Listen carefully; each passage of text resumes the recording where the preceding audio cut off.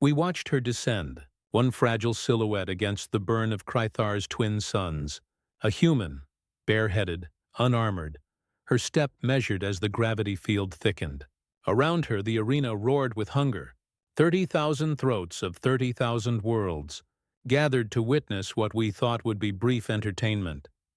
The alpha beast waited at center, thrice her height, plated in obsidian hide that shimmered like wet night. Its breath came in storms. It was the undefeated, the devourer of champions. Its kind had ended empires before ours learned language. The ground trembled beneath its chained rage. She walked as though through quiet rain. No shield, no escort. Only a small gauntlet clamped to her wrist. Civilian issue, not military grade. We recorded every motion, certain we were watching the prelude to annihilation. The Alpha's roar split air and bone alike. Stones cracked. Creatures flinched. Even the recording drones shuddered. "Kneel, human!" it thundered, voice like tectonic plates grinding. She looked up, tilted her head. "Then," she laughed, not hysterical, not defiant for show. It was the sound of someone who had already done the math. "I only kneel," she said, "to bury you." Translation static stuttered through the comms. The crowd hissed, uncertain whether to cheer or flee. I remember the silence between her words and the beast's next breath. Thick, electric, aware. The Alpha lowered its horns, claws flexing like black knives. Then it charged. She did not move until it was nearly upon her. Then, one step, one motion, a flash that no lens caught cleanly. Later, we magnified the footage 1,000-fold. Her hand rising, a spark along the gauntlet's spine, the faint halo of compressed air collapsing. A soundless pulse. The Alpha stopped mid-lunge. For an impossible heartbeat, the world hung still. Then it flew backward, carving a crater the size of a transport hull. The shockwave lifted dust like judgment from the gods. Silence. We watched smoke coil around her, curling through the sunlight. She stood unmoved, hair stirring in the settling ash. The Alpha twitched once, then nothing. The crowd's roar died in their throats. I had seen defiance before, sparks that flared and died against stronger wills. But this was not defiance. This was certainty embodied, stillness heavy as gravity, patience honed into power. Her eyes, through magnified lens, were not triumphant. They were measuring, confirming. When she turned away, the medics did not dare approach. Even the drones kept their distance, orbiting like wary insects around a flame they could not define. Later, in the debrief chambers, we slowed the feed again and again. Every analyst sought the trick, the hidden weapon, the unseen fleet command. There was none, only timing, control, and something deeper, something moral. She had not attacked first. She had answered. Across the archives, the entry logged itself. Crythar's Gate. First contact engagement. Outcome, human victory. Duration, 3.2 seconds. We did not cheer. We documented, but even in our cold report, something trembled. A phrase whispered in the translator's log. They do not fight for survival. They redefine it.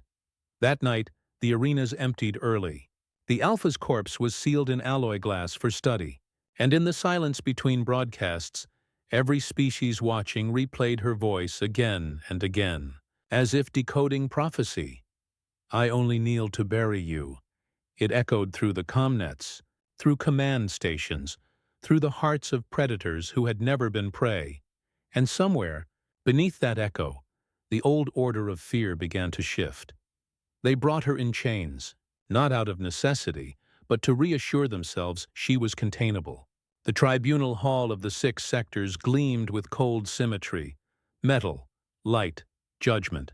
We had filled its tiers with the great and terrible, the Vorkai with their blade tails coiled in restraint, the Silith magistrates encased in glass, the Crythari remnants, silent and seething. At the center, one chair, one human. She entered unarmed, unadorned, her uniform still carrying the dust of Crythar's Gate. No medals, no defense council, only the faint hum of the recording drones.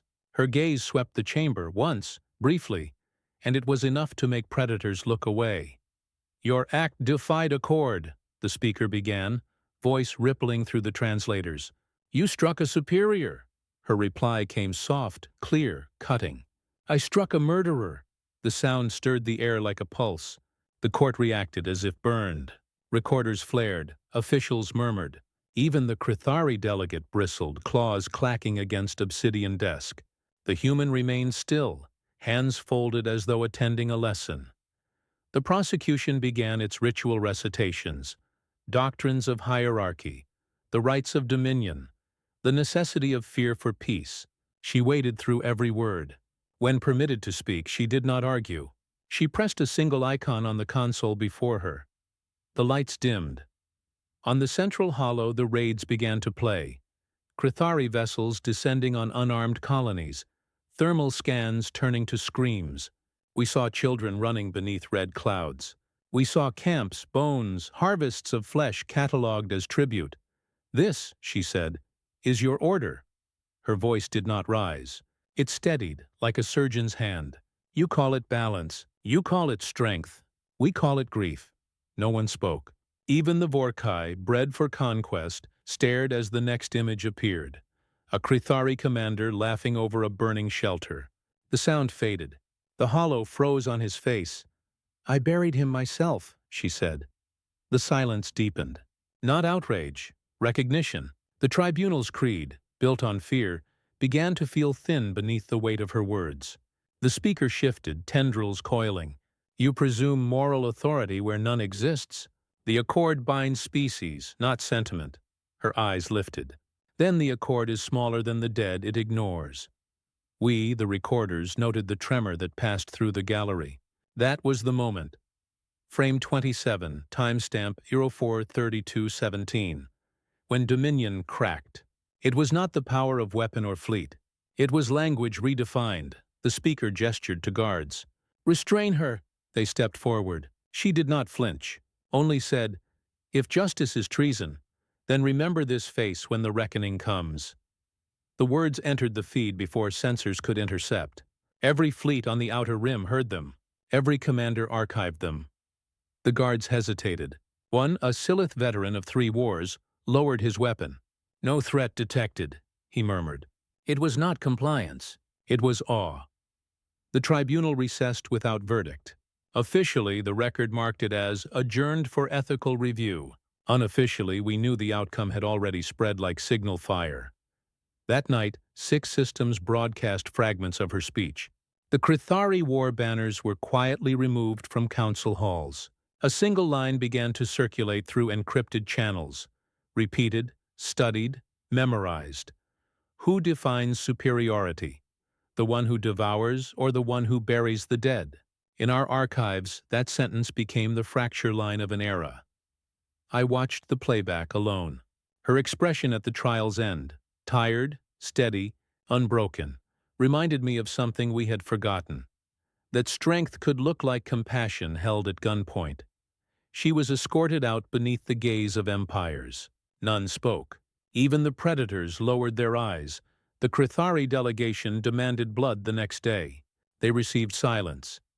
And in that silence, the galaxy began to reconsider what it feared. Retribution came before dawn. We saw it unfold from the observation relay above Sector 9. Silent flashes where colonies once bloomed.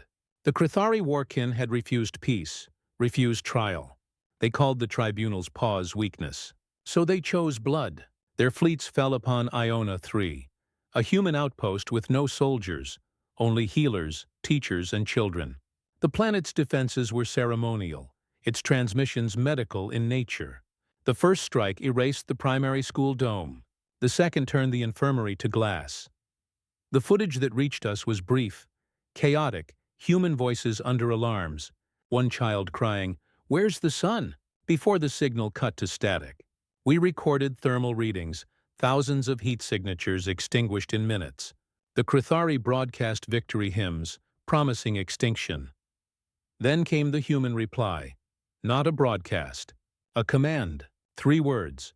Operation Bury Them. We intercepted the encrypted bands, cold, measured, surgical. No rage, no shouting, Just coordinates, vectors, confirmations. Target list verified. Collateral index 0. Execute precision cascade. The voice in command was hers. The woman from Krethar's Gate, now identified as Commander Vera Holt. From orbit, the dark side of the Krethari moon flared. No tremor reached us, only light. White and narrow, a seam opening across the moon's equator. The human fleet had arrived not in massed formation but in layers of invisible silence, each strike a scalpel, not a fist. The Krethari vessels marked by civilian impact were the first to vanish. No debris, no radiation bloom, just absence. Their comms collapsed within seconds. Command chains broke. The warkin screamed for reinforcements that would never arrive. We magnified the surface feed.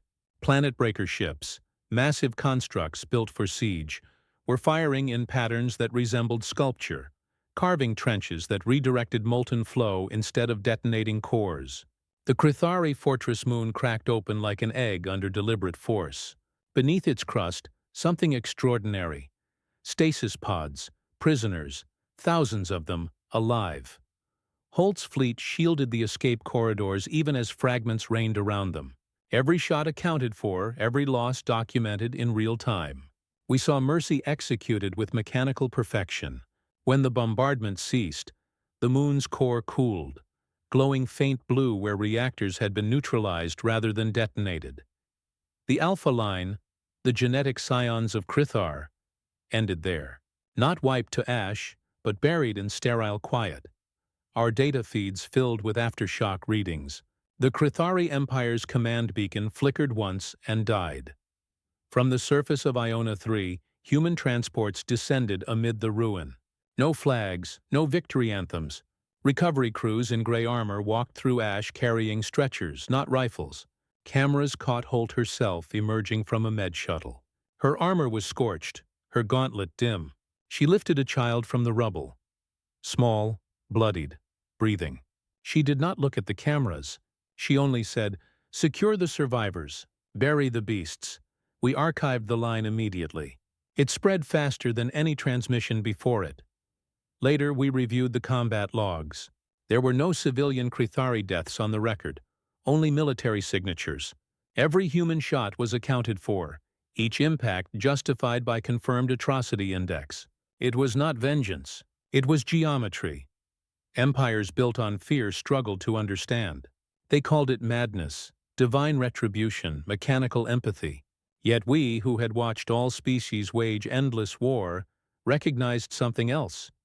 Discipline, a moral calculus executed without hesitation. As we observed the aftermath, Holt's teams began rebuilding the colony domes, human engineers and alien volunteers working side by side under the still rising dust. No speeches, no celebrations, only the quiet rhythm of repair. In orbit, the shattered moon drifted in perfect halves, its fault glowing faintly where humanity had cut not in hate, but in precision. The galaxy did not cheer. It watched, and in that watching, it learned the shape of a new fear, not of annihilation, but of judgment. For millennia, dominance had meant the power to destroy. Humanity had redefined it. They had shown that restraint could strike harder than wrath, that mercy could be wielded like a blade sharpened on loss.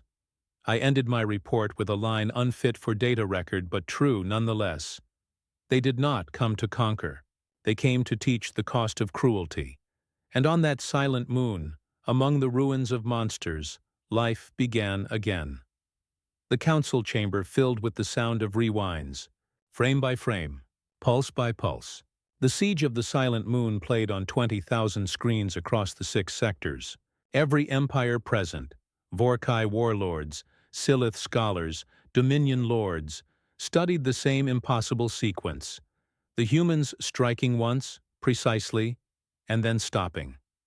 No one understood it.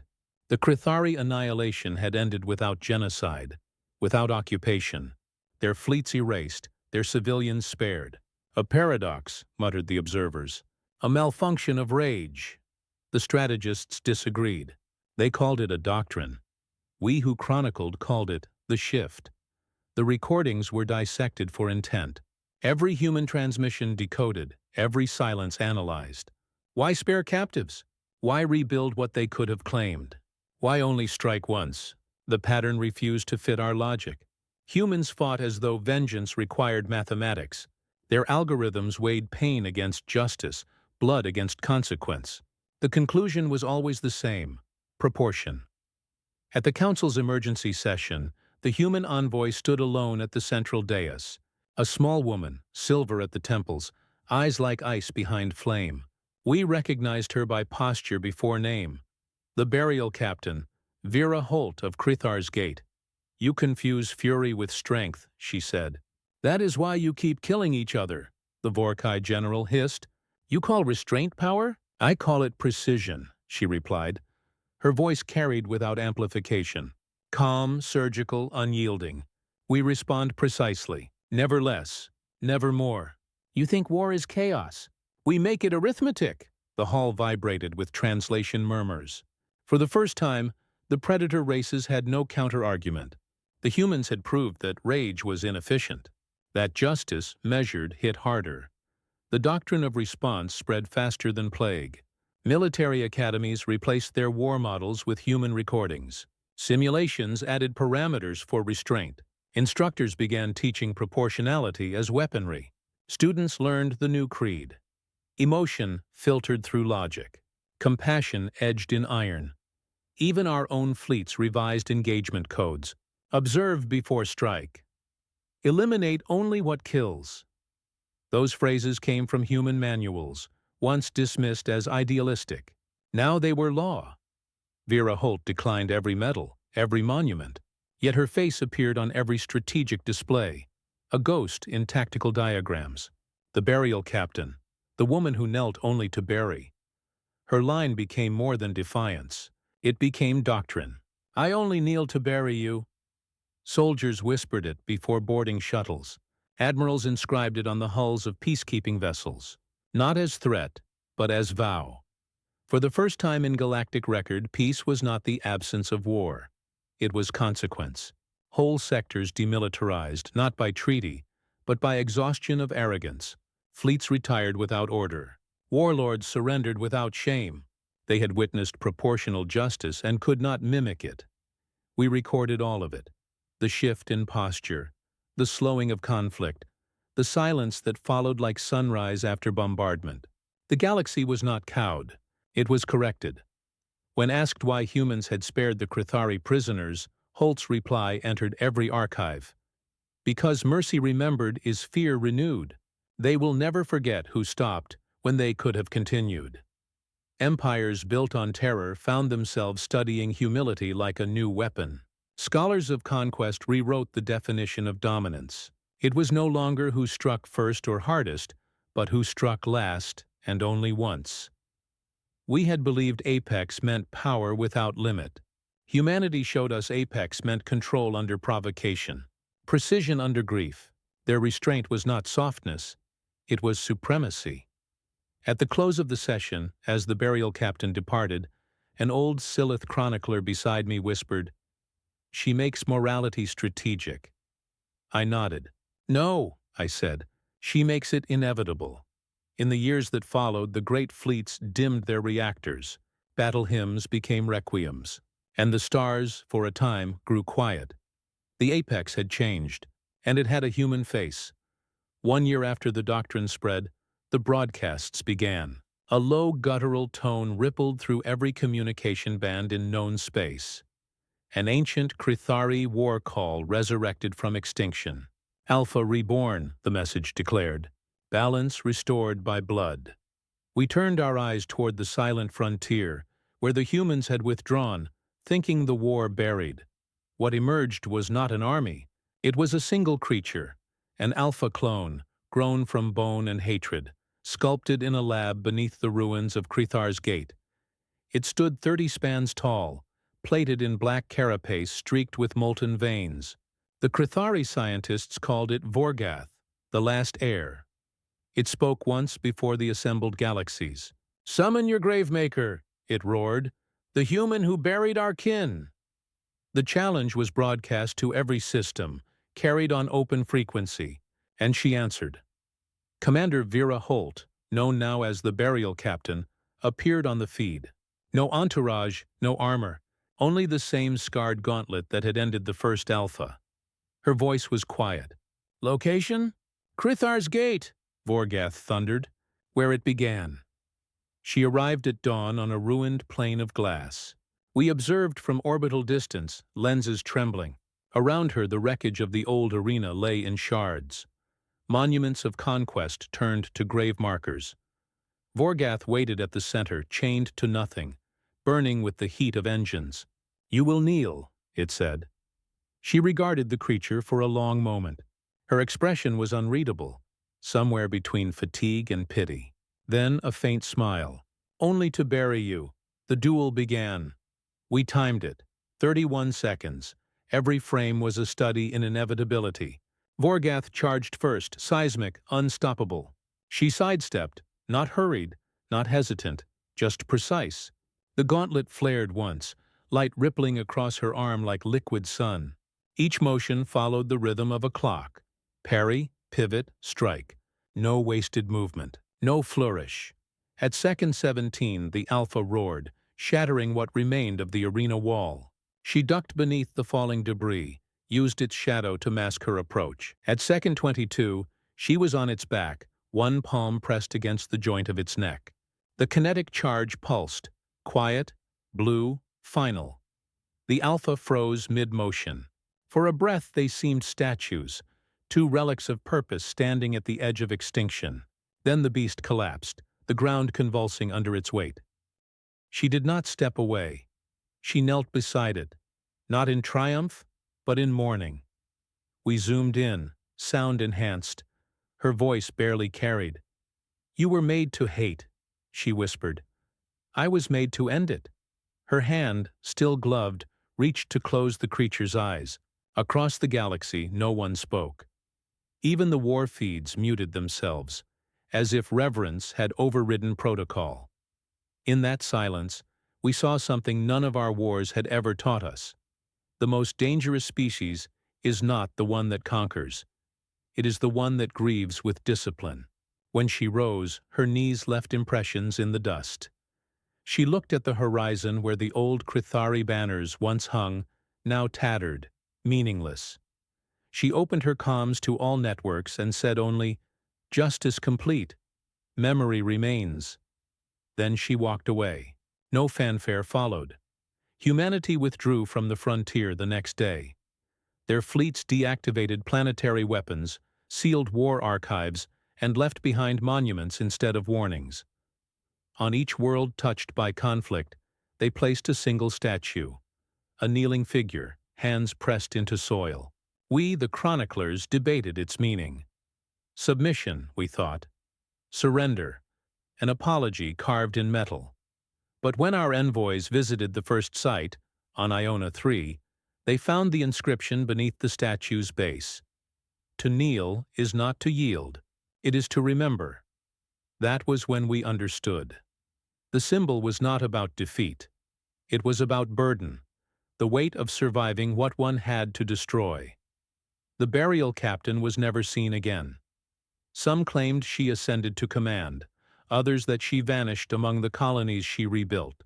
The truth mattered less than the echo she left behind. Armies dissolved their victory parades. Memorials replaced barracks. Children of alien worlds recited her line as prayer, "Only to bury you."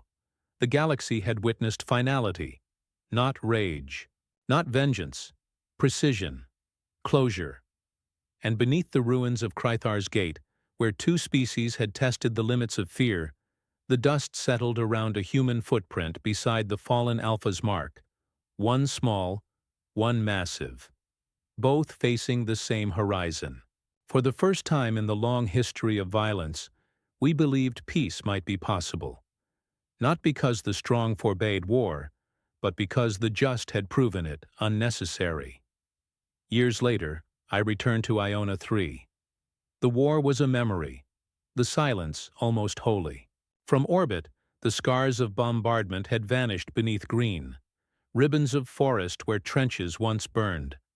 The colony's domes gleamed like dew under twin suns. Humanity had rebuilt, then stepped aside, leaving the world to those who could love it without remembering why it had bled. The burial captain was gone. No grave, no record of death, no ceremony. Only the rumor of her footsteps woven through 1,000 stories. Yet everywhere she had walked, the ground remembered her. The craters she carved had become gardens. Flowers grew in perfect circles where orbital fire once fell. Vines climbed the ruins of defense towers, softening their geometry. Children of every species played beneath trees nourished by war ash. Their laughter carried where once there were only alarms. At the colony's gate stood a plaque of dull silver, words etched deep. To kneel is to honor the fallen, not to serve the cruel. I touched the inscription and felt the hum of buried reactors repurposed as irrigation pumps. Humanity had turned weapons into roots. We began our chronicle to prove human arrogance. We ended it documenting human mercy. The term burial doctrine now lived in our textbooks, reshaping every language's definition of strength. It was no longer measured by conquest, but by calibration. How much destruction one could wield, and how much one chose not to. Empires that once ruled through terror now governed through imitation. The Vorkai generals dissolved their war colleges and opened academies of proportional response. The Silith fleets adopted the doctrine's clause. Strike only what threatens the innocent. Even the Krithari survivors tended gardens on the fractured moon their ancestors had built for slaughter. The old hunger for dominance had curdled into something gentler. Responsibility. I recorded my final report beneath the memorial glass at the edge of the colony. My reflection looked small against the carved names of the lost, humans and aliens side by side, no order of species, no ranking of grief. I spoke quietly into the recorder. She did not end wars. She changed what ending means. Wind swept through the garden. Somewhere a chime rang, hollow metal against sun-warmed stone. Historians debate her fate. Some say she retired among the settlers. Others believe she walked into the wastes beyond. Iona 3, alone, to let time bury her as she had buried her enemies. But her presence lingers in the way soldiers bow before battle, the way commanders pause before giving an order. A hesitation born of conscience, not fear. The legend endures. The woman who refused to kneel until there was something worth kneeling for. Who taught us that to bury the beast is not to hate it, but to end the cycle that made it roar. Her laughter, preserved in the Krythar's gate footage, still chills the blood of every cadet who studies that first duel. It begins as defiance, ends as prophecy. As I prepared to leave, a child approached the memorial carrying a handful of seeds. She knelt, pressed them into the soil between the names, and whispered, "For all of them." I understood then. The doctrine was never about war. It was about remembering without repeating. Above us, the suns set in parallel arcs, one red, one white. Their light crossed over the garden, turning every leaf to gold. For a moment the world seemed at peace, not because the strong forbade conflict, but because mercy had finally become the measure of might. We who once mocked humanity's defiance now teach our young what she taught the stars, that humanity does not rise by dominance, but by how it kneels.